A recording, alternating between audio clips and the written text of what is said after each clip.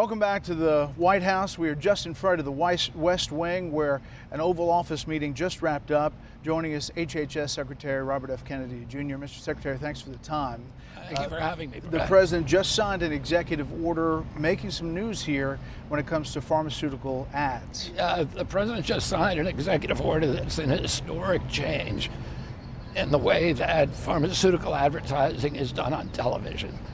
And the order basically reinstates or gives us now the opportunity to reinstate the 1997 rules. Prior to 1997, pharmaceutical advertisers were required to put all the side effects on their ads. Many of them didn't advertise because it lengthened because of what it did to the length of the advertising. And the removal of that requirement in 1997, FDA changed the rule to allow them to report the side effects on a website or on a telephone. And they only had to report a few of them on television. And that triggered a proliferation of these ads. There's only 2 countries in the world that allowed direct-to-consumer advertising by pharmaceutical companies on television. We're one of those countries. New Zealand is the other. It's had a disastrous impact on human health, on people's relationships with their doctors, and really on the entire gestalt where Americans are led to believe that there's a pill for every ill, and that you don't have to exercise, you don't have to pay attention to your diet. Whatever goes wrong with you, you can fix with a drug. So how much does this change the dynamic for pharmaceutical companies that have been advertising on all kinds of channels and even online? They're going to have to do a lot more specifically. They're going to have to report all their side effects. In some cases, that might create an advertisement that's 4 minutes long. Back prior to 1997, advertising in magazines had page after page after side effects reported. And so we don't know exactly what it will do, but we know it's going to be better for the health of Americans. It's significant. Meantime, you have this Make Our Children Healthy Again strategy for ending childhood chronic disease, advance research, realign incentives, foster private sector collaboration, increase public awareness. There are some who say that this stops short of some of the regulations and things that they thought were coming.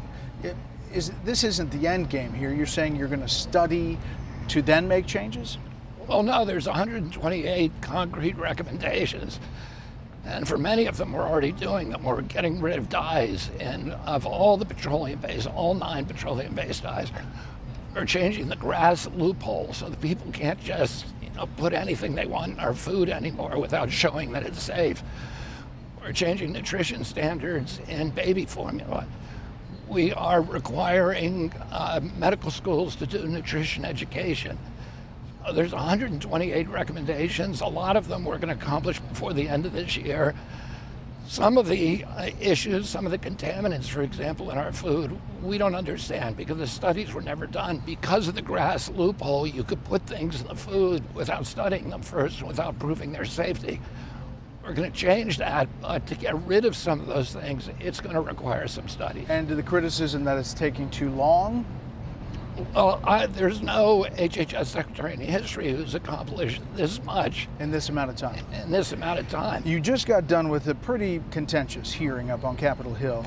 You were hammered by senators, a lot of Democrats, but some Republicans, specifically on vaccine policy.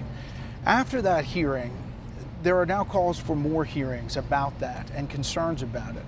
You fired the CDC director. After that hearing, what is the fallout for you? How do you look at it and your relationship with Capitol Hill? We are doing our business. CDC is a broken agency. It's presided over the biggest decline in health of any country in the world. And we're going to change that. We have to make change there. We literally had the worst outcomes during COVID. We have the highest death count in the world. We have 4.2% of the world's population. We had 20% of the COVID deaths. That is not a winning record. I was brought in like a general manager of the losingest team in baseball. You would want them to make some changes when they come in, and we're making changes, and change always has its opponents. we're making changes for the best, for the betterment of the American people, so that we can go from the word, let me just ask you about CDC. Let me just say that CDC announced last week that the chronic disease rate in this country is 76.4%.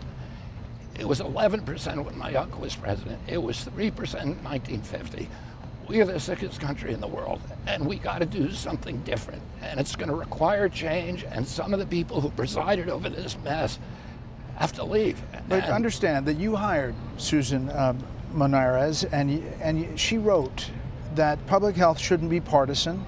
Vaccines have saved millions of lives under administrations of both parties. Parents deserve a CDC they can trust and put children above politics, evidence above ideology, and facts above fear. I was fired for holding that line. She said, if we stay silent, preventable diseases will return. If we act, the facts can still prevail. That was her words. How do you respond to that? Our job is to depoliticize CDC. The problem with CDC is it was supporting dogma. All through COVID, Americans saw it for the first time. I've been watching it for 20 years. Even your hired CDC director. Rather than science. And what we need is a CDC director who's going to follow the science. And that's what we're going to do. We're getting rid of all the conflicts and the committees that advise on vaccines. Our kids know that they're getting the safest vaccine possible. Right now, there's only 10% of American children who are complying with CDC's recommendations. So the American public does not trust CDC. We need to restore that trust, and we're going to do that by depoliticizing the agency and returning it to gold standard science. And for the folks out there who are just worried, who are worried about not being able to get vaccines, if they want them, what do you tell them? Anybody who wants a vaccine can get a vaccine. There's no change that we're going to make that is going to take away people's vaccines if they want them. We're saying that people should consult with their doctor, and if the vaccine is advisable, people should get it. And you're going to keep coming with reports about what you see scientifically. Exactly. We're completely transparent in everything that we do.